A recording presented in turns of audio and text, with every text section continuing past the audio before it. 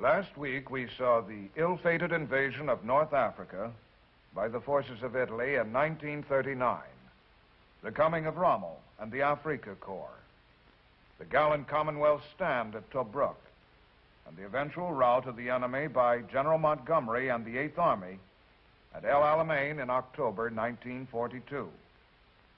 Today, we continue our story.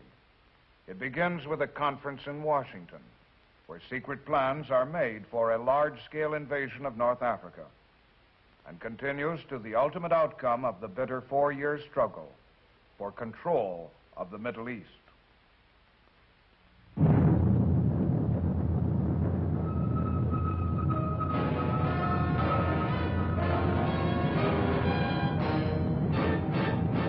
The United States Army presents The Big Picture, an official report produced for the armed forces and the American people.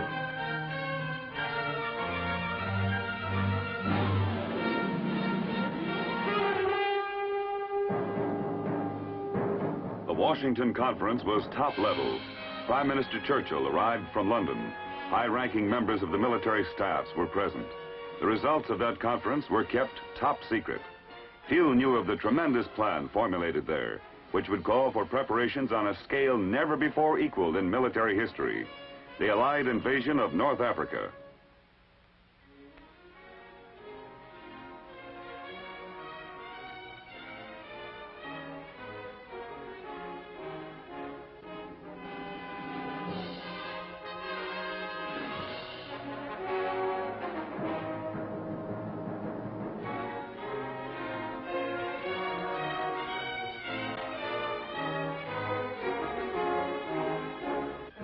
There were 123 days in which to get ready.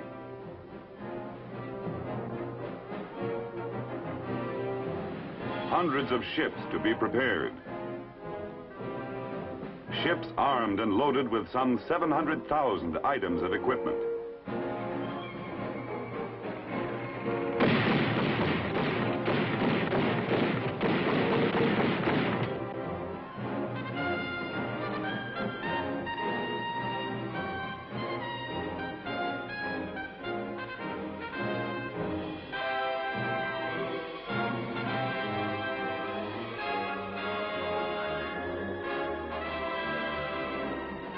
Tons of supplies, stockpiled for what was to come.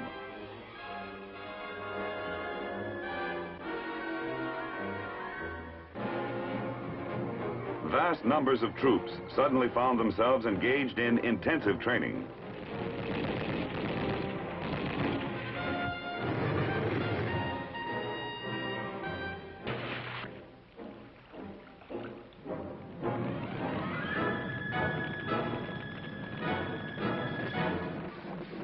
As the days passed, it was evident that something big was at hand, big enough to involve a maximum effort from two continents, from both Britain and America. But what?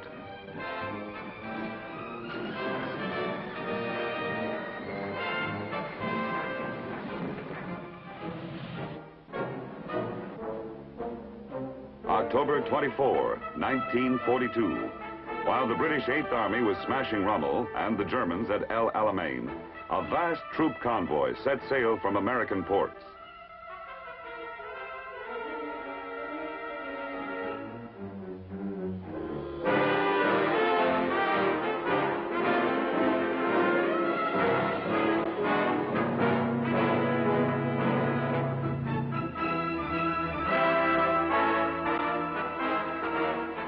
The next day, two convoys left Britain. In all, 3 convoys, 700 ships, traveling 5,000 miles.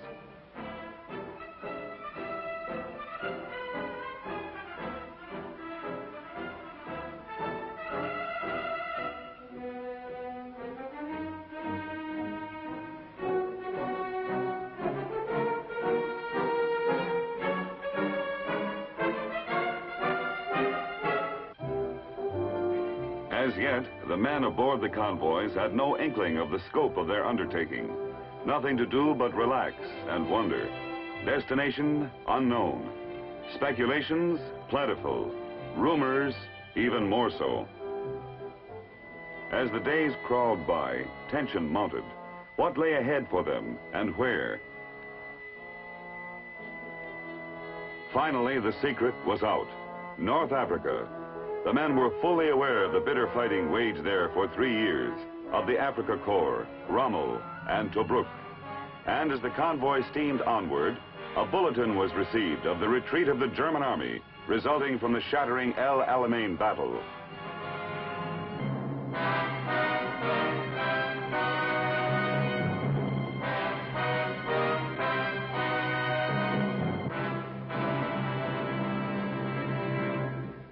The plan, invasion. The objective, rout the Axis powers from North Africa. The invasion was to be made hundreds of miles west of El Alamein at 3 points: Casablanca, Oran, Algiers. General Mark Clark had previously landed in Algeria to confer with French officers. General Henri Giraud would lead the Free French forces. The entire operation was under the command of General Dwight D. Eisenhower, appointed by the Joint Chiefs of Staff. At 3 a.m. on November 8th, the convoys converged west of Gibraltar. The events planned 4 months ago were about to become history. Now, everything depended upon taking the enemy by surprise. Lieutenant General George S. Patton, Jr. speaks. Soldiers and sailors, it is not known whether the French African army will contest our landing. But all resistance, by whomever offered, must be destroyed. However, when any of the French soldiers seek to surrender, you will accept it and treat them with the respect due a brave opponent and future ally. This was Casablanca, the northwest corner of Africa. H hour. The invasion began. The ensuing events now in the hands of fate.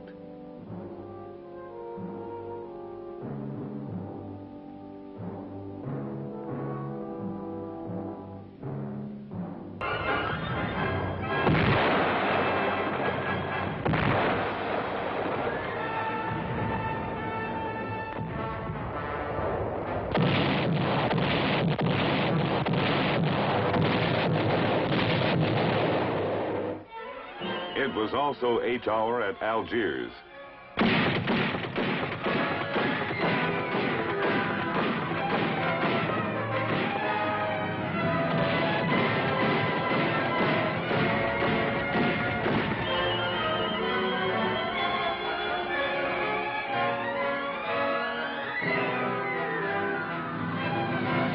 Planes based at Gibraltar flew over to give extra insurance for the success of the operation.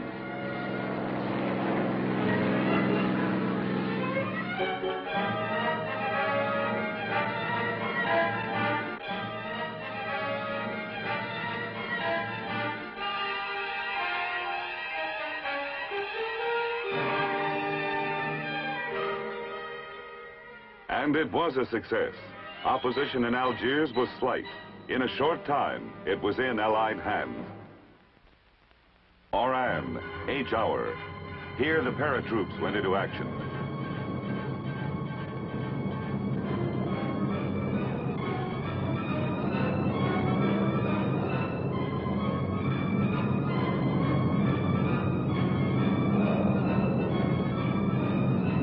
Fighting was bitter.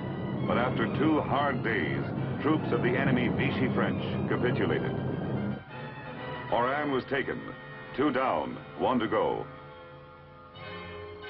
But at the Atlantic port of Casablanca, there was trouble. The Vichy French Navy still fought for the Axis. Fighting on the water was heavy. Allied guns pounded the port and the Vichy fleet. The battle lasted for 5 grueling days.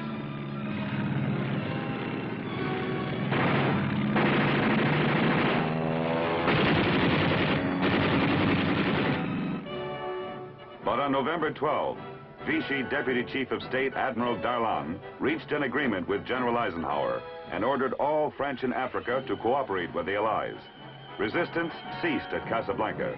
The troops rolled in. Of the prisoners taken, none seemed to be very popular with the civilians.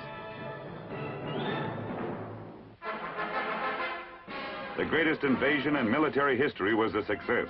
The enemy had been taken by surprise. The first phase in the Allied invasion of North Africa was over. In addition to General Eisenhower, the British First Army was commanded by General Anderson. The French troops were under General Giraud. The next step, move east swiftly. Time was precious.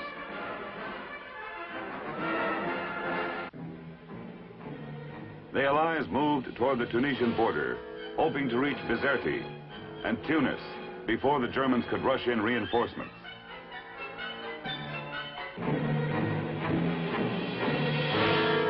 We pushed on, despite all but impossible roads and shoddy railroad facilities.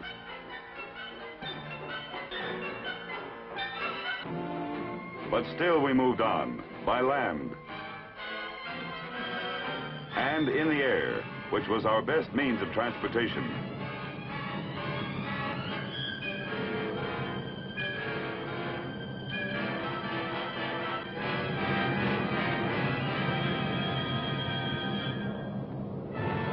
And it was by air that the German forces struck back.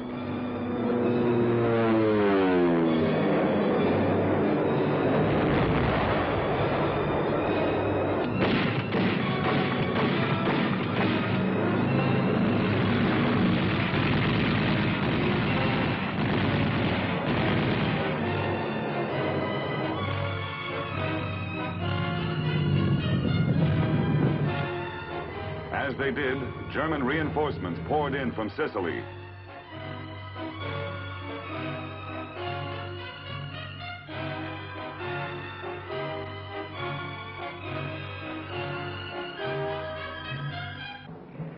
November 18, the Allied advance guards entered Tunisia. Our line of supply was now 500 miles long.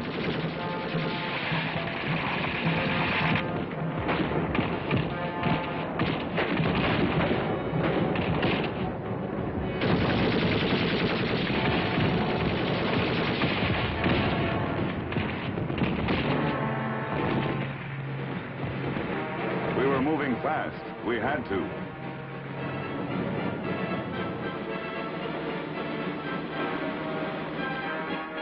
By November 22, the town of Beja was reached.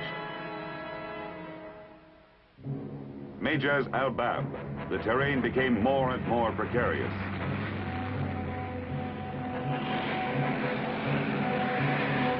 November 25, at Majaz al-Bab, the first tank battle occurred. The Germans lost 15 tanks and withdrew.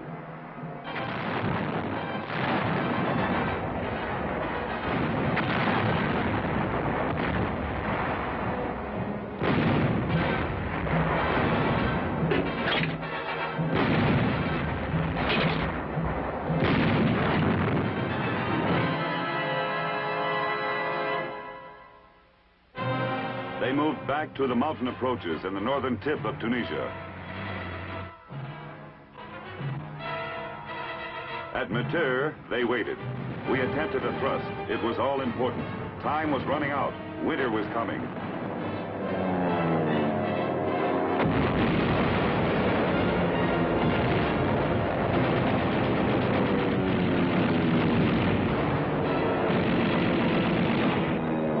This time, we failed. The Germans were too strongly emplaced.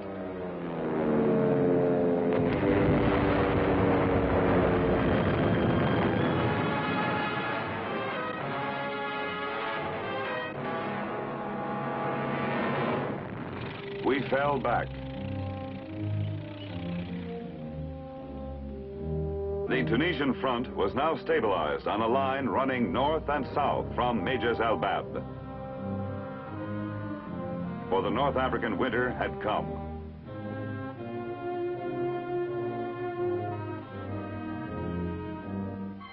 The war bogged down in a morass of mud.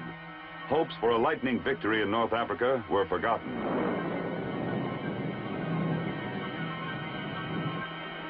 Airfields were flooded.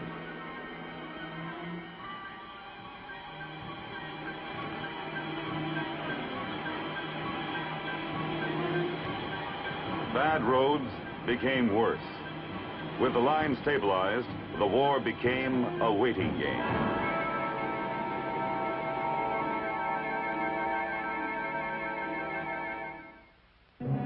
Daily reports at the time would say action was light on the Tunisian front.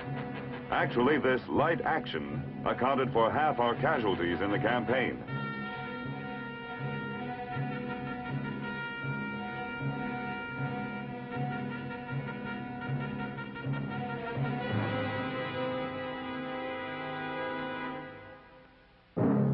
During this time, patrols were sent out continuously.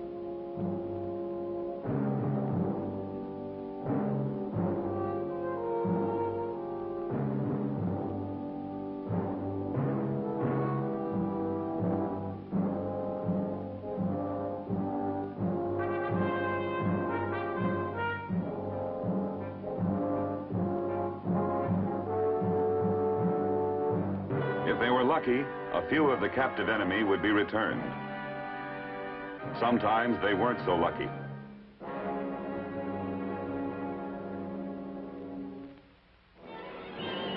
In the clouds, there was more activity. In a single week, Allied planes destroyed 241 enemy aircraft.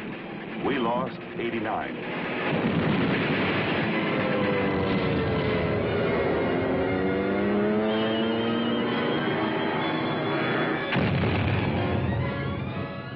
From our bases, it was possible to make devastating attacks on Italy, Sardinia, and Sicily.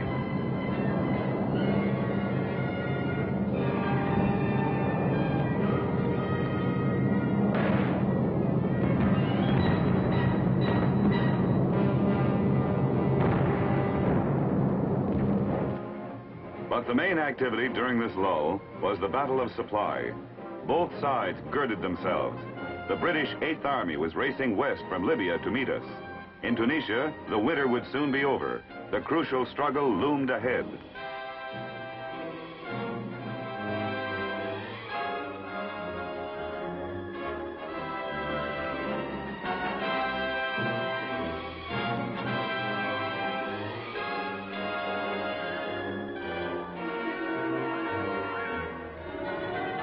But there was one day when the struggle was momentarily forgotten. A day dedicated to peace on earth. Christmas in Tunisia, 1942.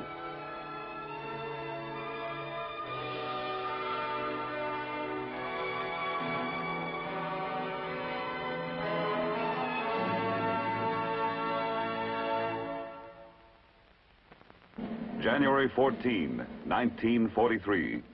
American troops in Casablanca were startled to see a familiar face from home. The president arrived.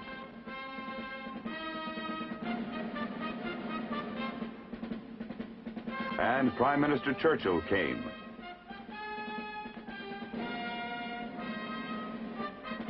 General Charles de Gaulle and General Giraud were brought together to unite the fighting men of France. The Casablanca Conference was underway.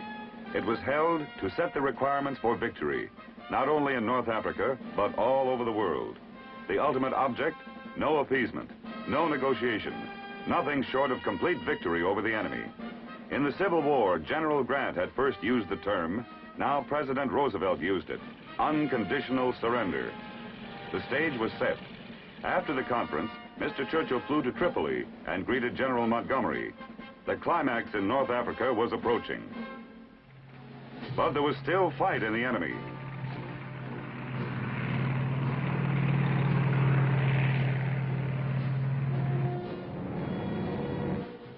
The veteran 21st Panzer Division attacked, and German armor overran the Kasserine Pass.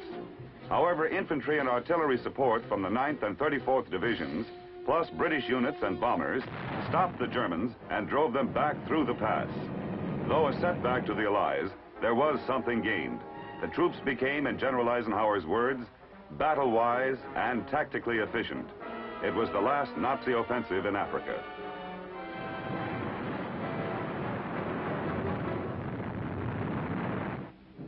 By this time, the British 8th Army had caught up with Rommel's forces at the Mareth Line. On March 15, 1943, Rommel was recalled to Germany. He never returned. his army had retired to the Mareth Line's fortified hills.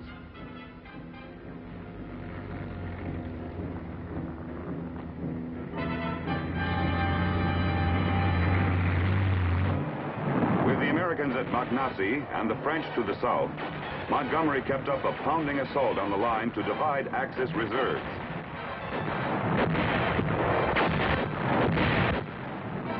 Pinning the enemy in front, he flanked to the left and delivered a telling blow. The New Zealanders moved on this flank. The 4th Indian Division circled the rear.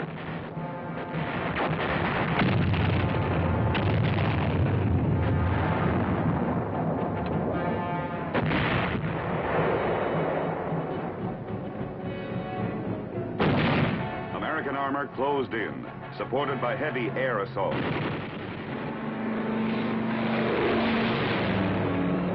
And the Mareth Line cracked. The Nazis abandoned the field with Allied armor on their heels.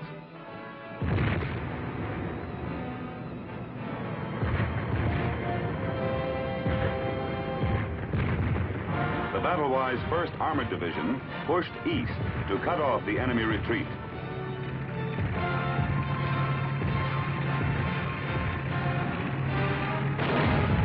General Patton saw them close on the enemy flank.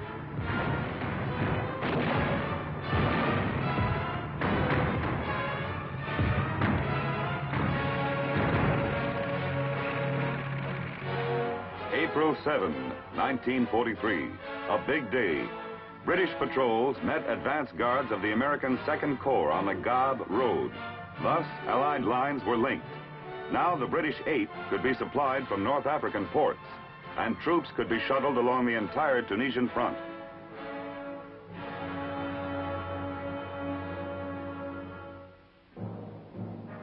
The U.S. 2nd Corps, under General Bradley, moved north to the Beja Road, which ran to Bizerti. The end was in sight.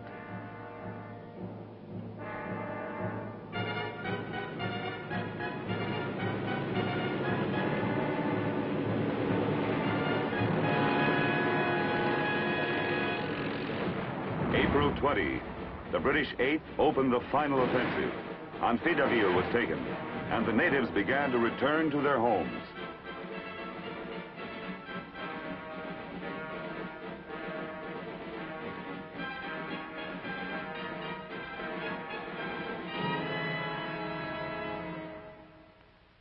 Relentlessly, the Allies pushed onward to Bizerti and Tunis. The going was slow, tough, and dangerous because the enemy was holed up in the surrounding hills. Key positions often changed hands several times before the German defenders were forced to fall back. Hill after hill was stormed or flanked in bitter fighting. Our big attack was at Jabal Tahent, Hill 609. It was the main enemy position. On April 28 and 29, the enemy laid down a heavy mortar fire, and we replied with artillery as we attempted to storm the heights. The going was rough. On May 1, we took Hill 609. The plan for victory in the northern tip of Tunisia had been likened to a cylinder, a machine to compress the enemy until he was destroyed. The compression was about to show results. Swiftly, one by one, the towns on the road to Tunis and Bizerti fell. Matur, Massacolt, Ferryville. There was no stopping the Allied push now. The enemy found themselves forced into a pocket from which there was no escape.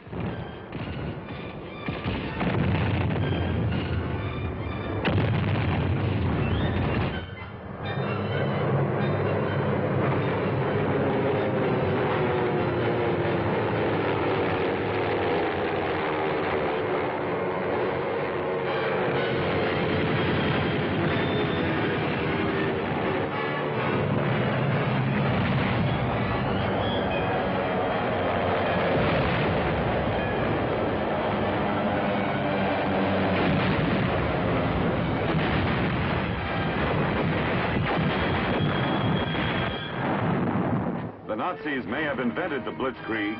We were improving on it.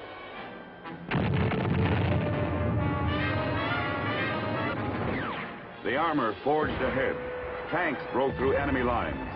On May 7, 1943, the Germans were surprised by the Allied arrival outside Tunis. There was no organized resistance.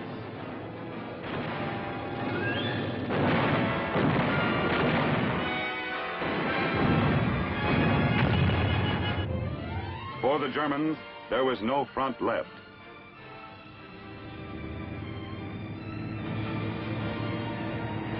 The town of Tunis was turned into a carnival. The streets were so full of crowds and celebrations, traffic could hardly move.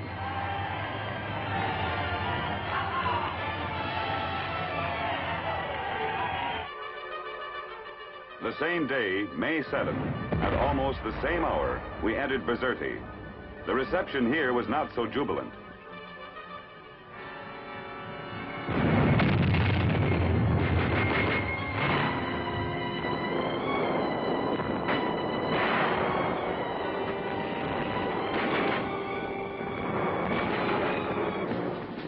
Hitler had ordered his troops to fight to the last cartridge, but there was no fight to the finish. Still fond of parades and brass bands, they marched in. Total, wholesale surrender. Among the 267,000 prisoners taken were 14 German and 4 Italian generals.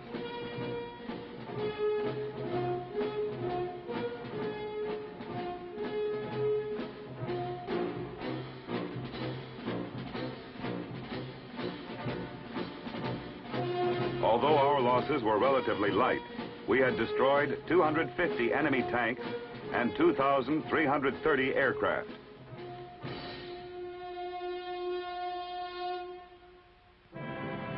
Now Air Marshal Tedder launched a furious assault upon Italian islands off the Tunisian coast. By June 13, the last ones were taken. The conquest of North Africa was complete.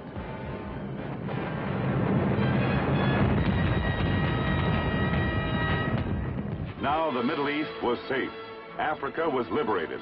And from there came re-echoing the phrase that would be fulfilled in the invasion of Italy, D-Day, VE Day, unconditional surrender. El Alamein had been the end of the beginning.